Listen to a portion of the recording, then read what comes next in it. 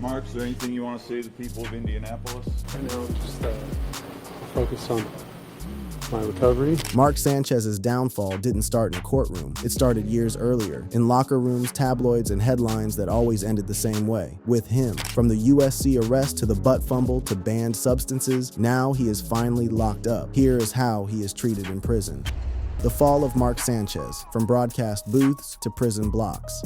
It's hard to believe that Mark Sanchez, the smiling, camera-ready face who used to call NFL games on Fox, now eats his meals off a metal tray behind concrete walls. But after the October 4th altercation in Indianapolis that left a 69-year-old truck driver hospitalized and Sanchez bleeding from multiple stab wounds, the former quarterback's life has flipped from luxury suites to lockdown. Inside prison, there's no spotlight, no private hotel rooms, no Sanchez-y chants, just cold routines, a strict hierarchy, and a reputation that precedes him. And in Sanchez's case, that reputation isn't doing him any favors. Reports from Marion County Jail suggest he's being kept under observation, partly for his safety, partly for the other inmates. A former NFL star, wounded and accused of beating an elderly man, that combination makes him a target and a curiosity at the same time. Guards say inmates recognize him immediately from television, and while some approach with respect, others view him as just another celebrity coward who fell from grace. But before we get to what his day-to-day life looks like now, let's rewind to the shocking chain of events that landed him here. The viral footage tells a disturbing story. According to the police affidavit, Mark Sanchez, allegedly intoxicated, wandered around an alley near the Indianapolis Marriott downtown just after midnight. Security cameras captured him stumbling, pacing, and then sprinting straight toward an unsuspecting 69-year-old truck driver named Perry Toll.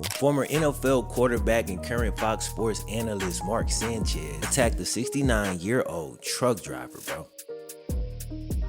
So initially, the altercation was said to be over a parking spot. But the more information and footage that comes out, the more it starts to look like Sanchez was out there wandering around looking for a problem. Eyewitnesses say Sanchez entered the truck uninvited, slammed Toll against a wall, and body slammed him twice. The elderly man's cheek was split open, his tongue punctured, and his jaw fractured. The only reason this didn't turn fatal was because Toll fought back, using a pocket knife to defend himself, stabbing Sanchez in the chest and shoulder before both men collapsed, bleeding in the alleyway. Within hours, Sanchez was under police guard at the hospital, his career in freefall. Within days, prosecutors upgraded the charges to felony battery causing serious bodily harm, a level 5 felony that can carry up to 6 years behind bars. What shocked the public even more wasn't the fight, it was Sanchez's response. His family's official statement read like a press release, thanking first responders and medical staff, but failing to mention the old man he allegedly brutalized. When Sanchez himself was discharged, his statement was equally tone deaf. But I'm focused on my recovery, and I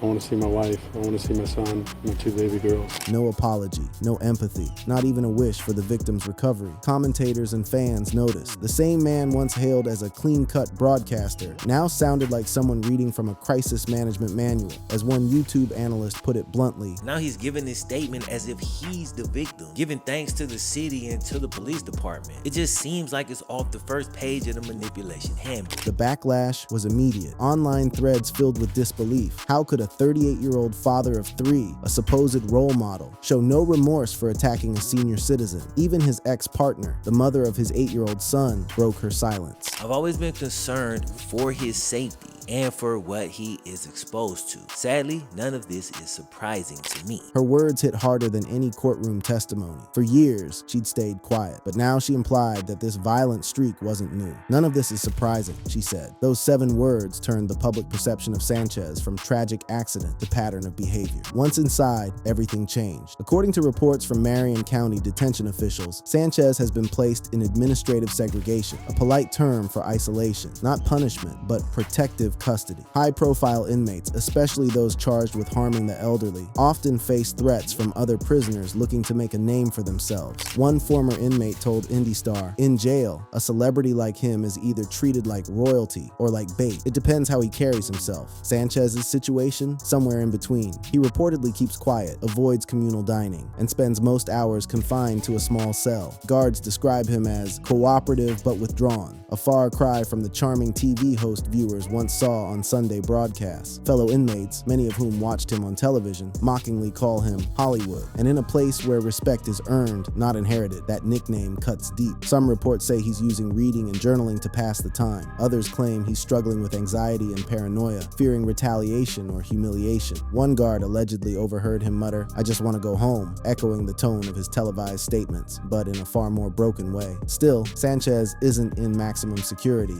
yet his attorneys are, fighting to move him to a private rehab facility until the December trial, arguing that his stab wounds require specialized treatment. Prosecutors, however, insist that the jail has adequate medical resources and that celebrity privilege won't apply in this case. The irony isn't lost on anyone. A man who made a living analyzing other people's mistakes now lives with his own played on loop. His downfall feels cinematic, a public figure undone not by scandalous words, but by raw, unfiltered violence. The footage of him stumbling through that alley has now replaced every clip of him in a suit and tie. That night, there were no teleprompters, no producers, no handlers, just Mark Sanchez, face flushed, eyes lost, pacing in silence before rushing toward a stranger and changing both their lives forever. His behavior in prison mirrors that footage, restless, uncertain, unable to sit still. Sources describe him as polite but visibly uncomfortable, as if trying to rehearse humility for an audience that no longer exists. Meanwhile, Perry Toll, the man he attacked, remains partially disfigured. His civil suit against Sanchez and Fox is ongoing. He hasn't given interviews, but relatives say he's still recovering from nerve damage and speech issues. When asked about Sanchez's hospitalization, one family member reportedly said, "He's lucky my uncle didn't die." Sanchez's next hearing is scheduled for December 11th, but insiders predict delays due to his ongoing recovery and psychological evaluations. If convicted, he could serve his time in a medium security state prison, possibly Pendleton Correctional Facility, where ex-officers, athletes, and white-collar offenders are sometimes placed for their own protection. There, fame means nothing, except maybe that other inmates recognize your face before deciding whether to respect it or break it. For now, Sanchez's world has shrunk to a few square feet of concrete and the echo of his own name. The man who once led playoff drives under bright lights now counts the hours under flickering fluorescence, wondering how it all fell apart. The long trail of Mark Sanchez's controversies. When people talk about Mark Sanchez now, they talk about the fall. But long before the mugshots and felony headlines, the cracks were already showing. In locker rooms, in courtrooms, in tabloids, in every story that seemed to start with "he meant well" and end with "it went too far." Because the truth is, Mark Sanchez's fall didn't happen overnight. It started before he even got to the NFL, with the kind of arrogance that fame didn't create. It just magnified. It's 2006, and the University of Southern California is the beating heart of college football. The Trojans aren't just winning, they're dominating. And in that era of Reggie Bush, Pete Carroll, and Matt Leinart, a young backup quarterback named Mark Sanchez is being called the future. Then, on April 26th, everything changes. Sanchez is arrested on suspicion of assault after a female student accuses him of misconduct in his apartment. The arrest explodes across every major network. He's 19 years old, handcuffed in front of cameras, and instantly labeled the newest face of college entitlement. USC suspends him immediately. Fans riot online. Commentators debate whether the Trojans' golden boy should ever play again. A month later, the Los Angeles County District Attorney drops the case, not enough evidence to prosecute, but the damage is done. The mugshot, the booking, the whispers, they stick, and when the university reinstates him, it's with a quiet punishment. He's still guilty of underage drinking and a fake ID. That scandal becomes his first scar, the first time he learns the rules don't really apply if you're talented enough, and the first time the system bends around him. He walks away without consequence. And that, more than anything, becomes the story of his career. Fast forward 3 years. 2009. The New York Jets make him the 5th overall pick in the draft. Cameras flash. Reporters call him Broadway Mark. His grin becomes a brand. Overnight, he's the city's next hope. And for a while, he delivers. 2 AFC championship appearances, GQ spreads, a new penthouse in Manhattan. Women's magazines list him as one of America's most eligible athletes. But inside the locker room, it's different. Coaches say he's distracted. Teammates say he's soft. In film study, he jokes more than he listens. It's not rebellion, it's complacency. The press loves him because he looks the part, but behind closed doors, veterans start to whisper, he's not built for this. By 2011, the facade starts to crumble. Sanchez, then 24, becomes the center of an age gap scandal when 17-year-old Eliza Kruger, daughter of a wealthy hedge fund manager, starts bragging online about their relationship. She posts pictures from his apartment, screenshots of texts, and bragging rights that she's dating the Jets. Quarterback. The internet goes wild. Technically, it's legal. New York's age of consent is 17. 2017. But ethically, it's gasoline on an already unstable career. Parents are disgusted. Sports writers call him reckless. Talk shows accuse him of exploiting power dynamics. And how does Sanchez respond? He doesn't. Not a statement, not a denial, not an apology. Just silence. The same silence that would define how he handled every scandal that followed. The Jets' PR department scrambles to contain the fallout. Teammates roll their eyes, and for the first time, the fan base starts to see what USC already knew. That behind the smile, there's a man who doesn't believe the rules are for him. But Sanchez wasn't done. The next year, 2012, would burn his image into football history, not for greatness, but for humiliation. Thanksgiving night, national television, the New England Patriots versus the New York Jets. Sanchez takes the snap, fakes a handoff, looks downfield, and runs straight into the backside of his own lineman, Brandon Moore. The ball pops loose, the Patriots recover and score. The play becomes an instant classic, the butt fumble. It's replayed hundreds of times. ESPN names it the worst play in NFL history. Within days, the Sanchez becomes the fumble, and in the weeks that follow, his leadership completely collapses. Anonymous players leak stories about his unpreparedness. Reports surface that the Jets considered benching him, but kept him for ticket sales. Fans boo him mercilessly. The same city that crowned him now mocks him daily. He tries to laugh it off. He tells GQ, hey, it happens, but nobody's laughing. The press starts calling him the most fragile quarterback in New York. And when Tim Tebow arrives later that season, the locker room splits. Half the team wants Tebow starting. The other half wants both of them gone. By the time 2013 rolls around, Sanchez's image is in freefall. He's caught on camera partying in Los Angeles during training camp recovery. He's photographed at nightclubs, drinking with models while the Jets sink in the standings. Then, a profile in GQ calls him too famous to fail, too unfocused to succeed. Inside the locker room, one teammate famously tells a reporter he walks like a franchise quarterback, but he doesn't lead like one. By that summer, it's clear. Mark Sanchez isn't the golden boy anymore. He's a liability wrapped in nostalgia. By 2014, the Jets era was over, and so was the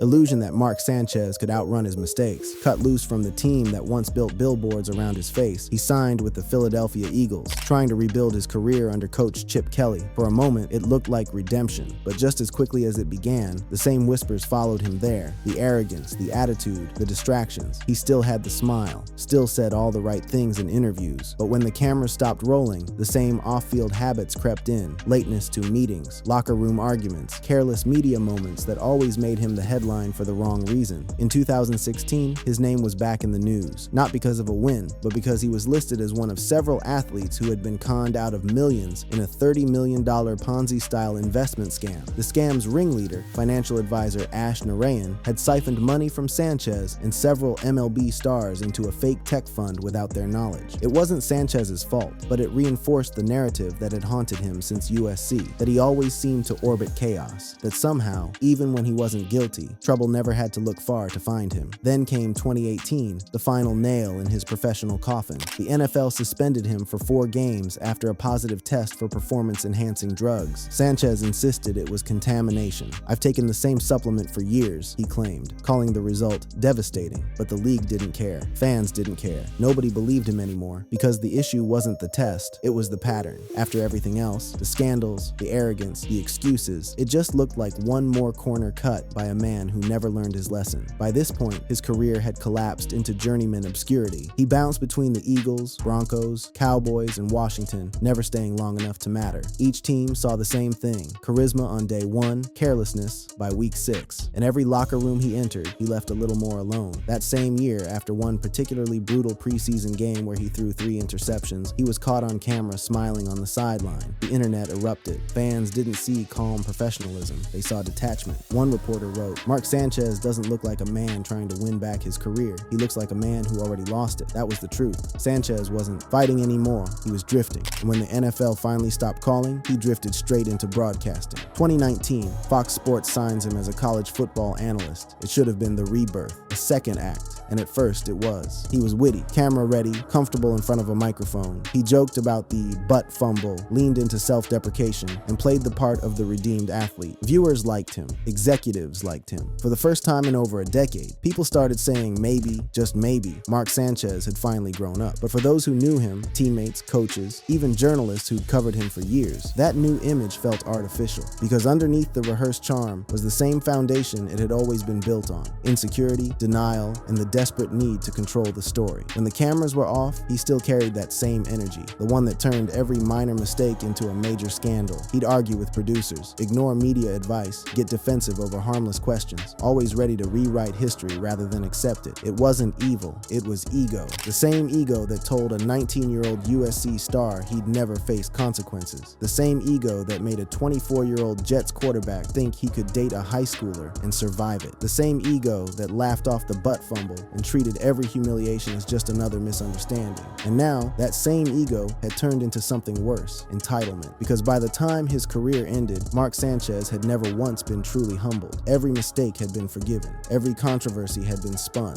Every fall had been cushioned by another chance. He was the rare athlete who never learned what accountability actually felt like, because the world around him always made sure he didn't have to. So when he finally did hit bottom, there was no empathy left to give. No goodwill, no benefit of the doubt, only exhaustion. Because for the public, Mark Sanchez's controversies weren't isolated incidents. They were chapters in the same book, one about a man who spent his entire adult life convinced that the rules were different for him. And in the end, they were, until they weren't. The story of Mark Sanchez's controversies isn't just about a football player who fell from grace. It's about what happens when charm becomes a shield, when privilege becomes muscle memory, and when the boy who never got punished finally runs out of people willing to protect him. That's why, when the cameras turned back on years later, not on a field but in a courtroom, the reaction wasn't outrage. It was inevitability, because the man in the jumpsuit wasn't a surprise. He was the same man we'd been watching for 20 years, the one who always thought the spotlight was his to control. And now, for the first time in his life, he doesn't get to decide how the story ends.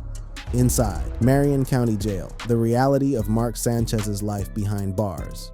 For the first time since his playing days, Mark Sanchez isn't in control of the play clock. There's no film room, no Fox Sports makeup chair, and no PR buffer between him and the reality of a level 5 felony battery charge. What's happening now isn't speculation or online rumor. It's documented through police affidavits, witness accounts, and early reports from Marion County Jail, where Sanchez is currently held while awaiting trial. According to court documents and law enforcement statements, Sanchez was arrested at the hospital following his violent altercation with 69-year-old truck driver Perry Toll, who suffered severe facial and neck injuries. Sanchez himself sustained multiple stab wounds during the confrontation and was initially in critical condition before being transferred to custody under medical supervision. Prosecutors later upgraded the case to a level 5 felony, citing the serious bodily injury caused to Toll, a charge carrying a potential 1 to 6 year sentence under Indiana law. Inside Marion County Jail, Sanchez's name precedes him. Guards and inmates alike recognize the former quarterback turned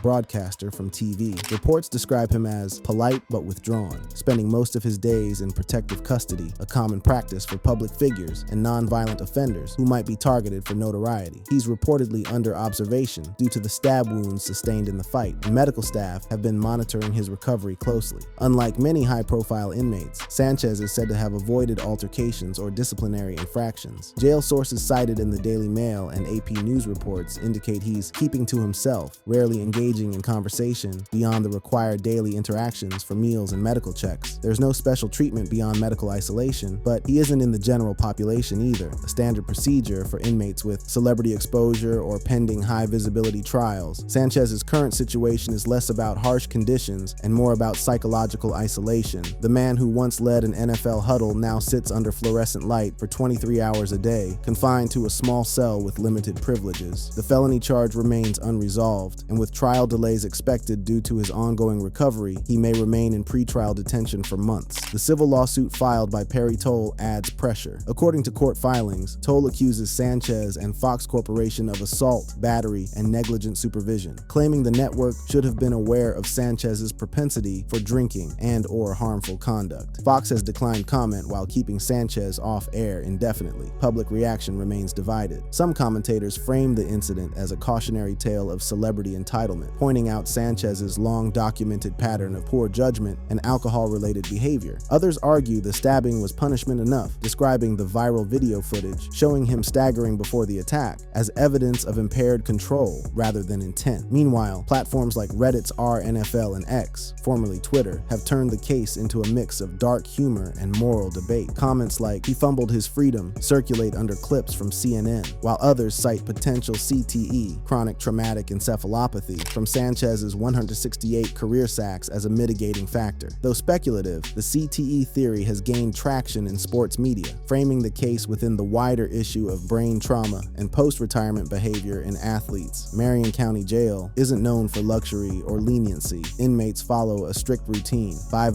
a.m. wake-ups, 2 hot meals a day, and limited recreation in concrete yards under constant surveillance. Reports suggest Sanchez has requested access to a Bible and is allowed limited reading materials, but no electronics or television privileges. His only visitors are legal counsel and one approved family member, with visits monitored by correctional officers. Because of his celebrity status, guards reportedly avoid unnecessary interaction to prevent accusations of favoritism or harassment. Inmates who have crossed paths with him describe him as quiet, polite, but clearly anxious. A few even refer to him as Hollywood, a nod to his past life in broadcasting and the perception that he doesn't belong there. Medical staff confirm that his stab wounds have healed, but that he remains under observation for stress-related complications, which in plain terms means panic attacks and insomnia, common among high-profile detainees whose cases draw national coverage. As of October 2025, Sanchez's trial date remains set for December 11th, though his attorney has suggested it may be postponed due to his medical recovery and the ongoing civil case. If convicted of felony battery, he faces up to 6 years in prison, though his clean record outside the altercation and his cooperation with investigators may reduce sentencing. Fox Sports continues to suspend him indefinitely, a move analysts describe as a quiet separation. Even if acquitted, the court of public opinion may have already issued its verdict, a once celebrated athlete undone by ego,